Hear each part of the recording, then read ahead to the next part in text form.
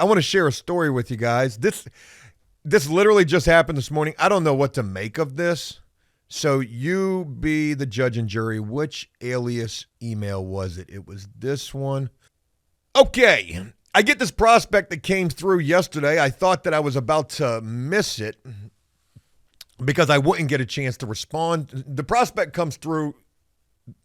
The potential job inquiry comes in yesterday. I respond to that inquiry pretty quickly. They don't respond back to me for hours. In fact, it was yesterday night, last night, when they do respond to me, I forget to respond back to them. So I do so this morning. So I want to share this thread with you that may or may not be legit. I guess we'll go down that rabbit hole here today as well. But I needed this. I mean, I really did. I needed this, but I needed this to be right. And this one was kind of a slippery slope for a job prospect. So you guys let me know also, did I do this right or did I bid this incorrectly? Because obviously, when it comes to this potential possibility of a customer, they're certainly going to feel some type of a way when I give them the price. So let me share with you how this story begins. Person reaches out to me and says, looking for an estimate for plastering a small area, approximately 9 feet by 8 feet wall. That's not a small area. That's a whole damn wall. 9 feet by 8 feet. With 3 by 6 foot ceiling area with a smooth plaster finish, along with 2 other ceiling patch areas done. One needs to be sand finished. Sand swirl finish is what I assume. They tell me they can send pics. So I'm like, okay, cool. I respond to them. I said, thank you for reaching out. I could definitely help you with that. Yes, if you have pictures, please send them. That would be help.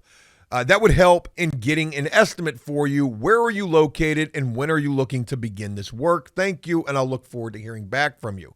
Yeah, I wouldn't hear back from them till almost 8 o'clock at night. I responded to them. It was 5:27 in the evening.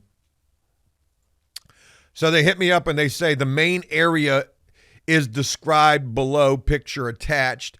Putting an extra counter space and sink in kitchen, smooth finish. Area 2, also in the kitchen ceiling, where I removed 2 hanging cabinets, approximately 1 by 5 foot area. The third area is on the front porch ceiling, a 2.5 foot by 3 foot sand finish. Pictures attached. So let me go ahead and share these pictures with you guys real quick. All right, folks, so we're looking at this picture right here. Hopefully you can see that well enough. So that's a small kitchen area, I guess. They did use the purple board, which is moisture and mold resistant. And it looks like, did they do any drywall in the ceiling right there? And if they did so, why does it look like they put that shit in backwards?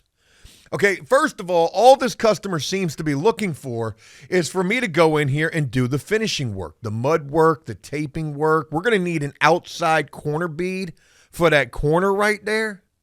Okay, and I mean, really, this isn't too much because if they are putting a kitchen back in that area, well, we don't really need to finish all of that, but we would do so, right? I mean, shit, if it's open, why not finish it?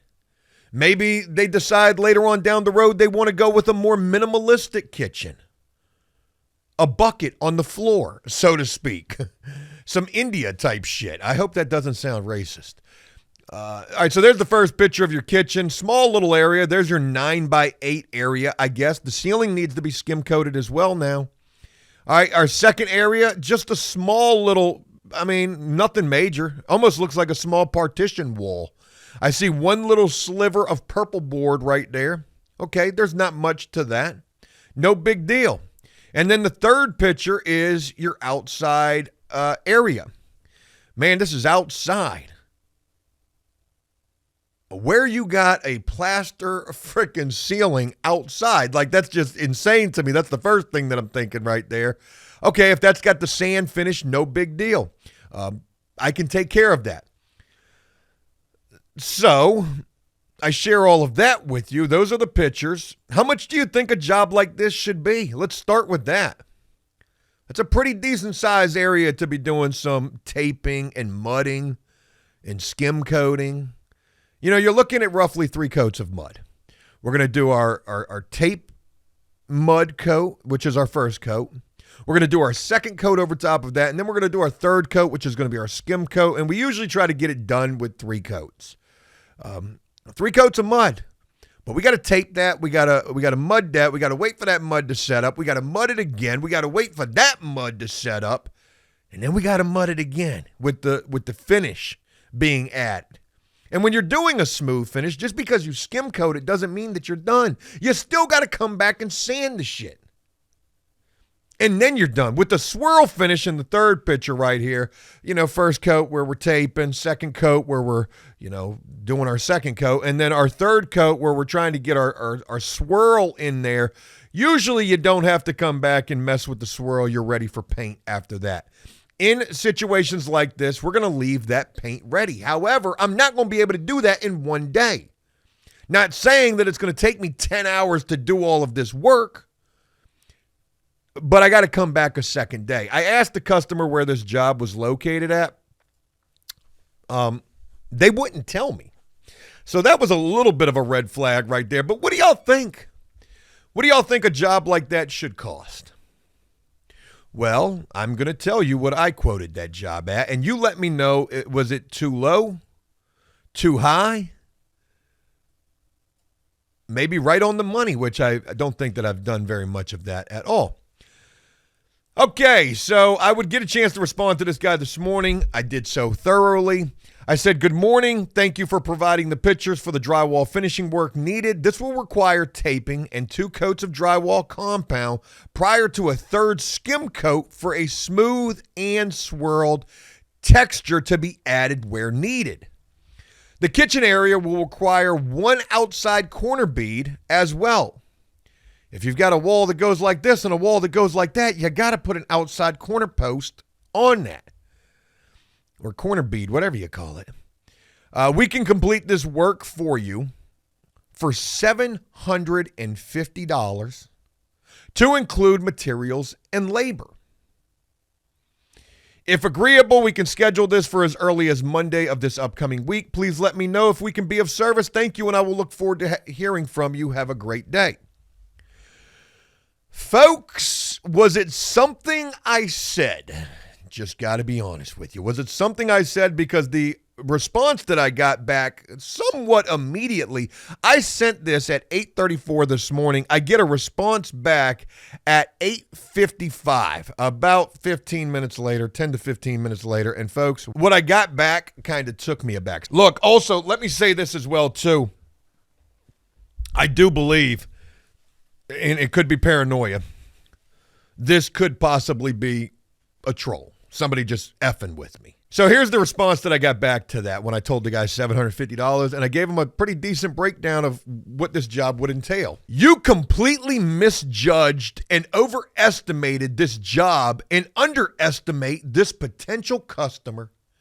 How do I overestimate and underestimate in the same sentence?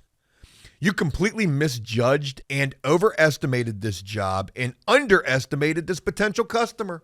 It won't need the specifics you listed below, but does need something you failed to list. Now you've got me curious. What did I leave out? A deposit? A time frame of how long it would take us to get this done? Your estimate is ridiculously high for this amount of work and ignored specifics I listed in my RFP. I ain't gonna lie to you. I'm gonna tell you the truth. RFP? That shit sounds like a graphics card to me. Like what the freak is an RFP? I had to Google that shit. They probably did too. I do believe this could potentially be a ChatGPT response. I've had one of those recently as well too. RFP is a request for proposal, shorthand. Your estimate is ridiculously high for the amount of work and ignored specifics I listed in my RFP. What did I ignore? I'm very perplexed by this. They would continue by saying, as I do lots of work on my house, many friends and neighbors ask me for recommendations. I will be recommending they steer clear of you for any work. All I did was give you a price. If you ain't like it, you ain't have to tell me all this. Now, I'm being shunned. I'm being, what's the word that they used to say? Because nowadays you would just say being deported. Exiled. I'm being exiled over this shit. As I do lots of work on my house, many friends and neighbors ask me for recommendations. I will be recommending they steer clear of you for any work. You made a bad call, but I hope you have a good day. Another oxymoron. At first, I overestimated and underestimated, and now you're saying that I made a bad call, but hope I have a good day. Yo, man, this shit had me like, I had no choice. You understand what I'm about to tell you? I ain't have no choice but to respond to this. And folks, go ahead and hit that like button, maybe a subscribe and a bell notification if you wouldn't mind, for the way that I responded to this. Folks, this one really tested my humanitarian nature. I need to let you know, man, I hate to say this. This guy sounds like he sounds pretty foolish in this response. It did not call for all of this. You asked me to give you a proposal, sight unseen, based off of 3 pictures that you provided. I told you $750, and that's going to include the materials, which ain't going to cost me but less than $100. But I'm definitely going to have to come back here 2 days. You know, you might think, okay, well, shit, what do you need? You need a bucket of green top mud. You need some mesh tape or some paper tape. You need an outside corner post. You really don't need much to get this done.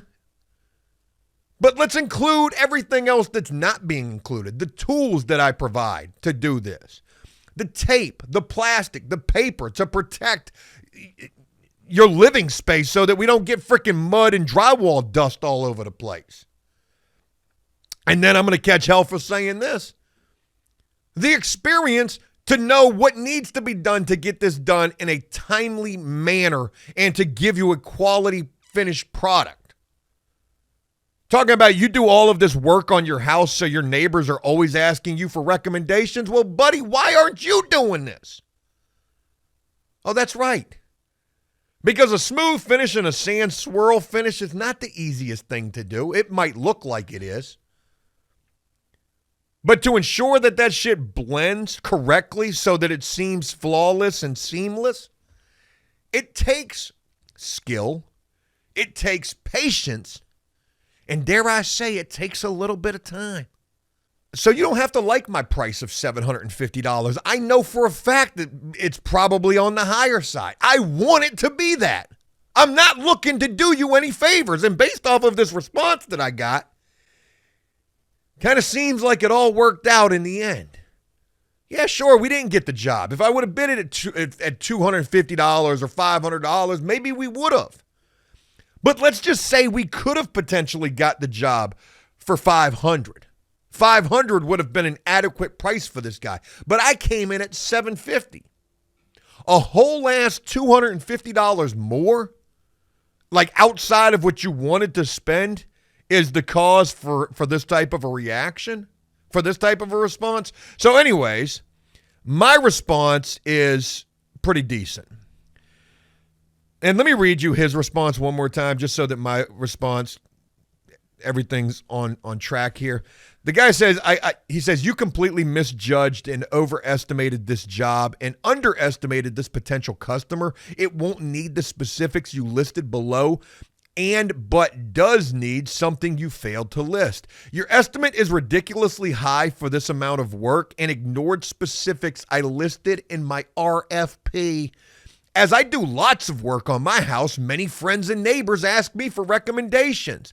I will be recommending they steer clear of you for any work. You made a bad call, But I hope you have a good day. Man, I came back with a quickness. That joint came through at 8:55 this morning. By 9:03, I sent this. I said, sorry you feel I misjudged and overestimated this potential job and you as a potential customer. Please do tell me what I failed to list. I am always eager to improve my customer interactions. I do quite a bit of repair work, just like what you have sent me in the pictures. So I know exactly what it takes to get a job like this done correctly. And I also take pride in my ability to provide a quality finished product. Swirl texture and smooth finish is not something that can be rushed and takes skill to ensure blends in correctly with the existing surfaces. This job also requires me to have to return on a second day to wherever you are located, which you did not provide. Sorry my price was too high for your liking, but based on your response, hey, wind that money up one time, Joe. But based on your response, looks like a good call for us not having to work together. Good luck. Hey, man, I was waiting for this guy to respond back to that, but nothing. Yeah, so look, I don't know if this was a legit inquiry or not. And on paper, at least this paper trail, I clapped back in a respectable manner. As respectable as I possibly could have been.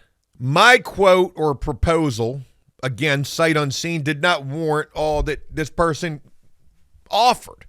Trying to sound smart or trying to make it like whatever. There's no need for it. You don't like the price? Okay, cool. I know there's a guy out there who will come do it today for $250.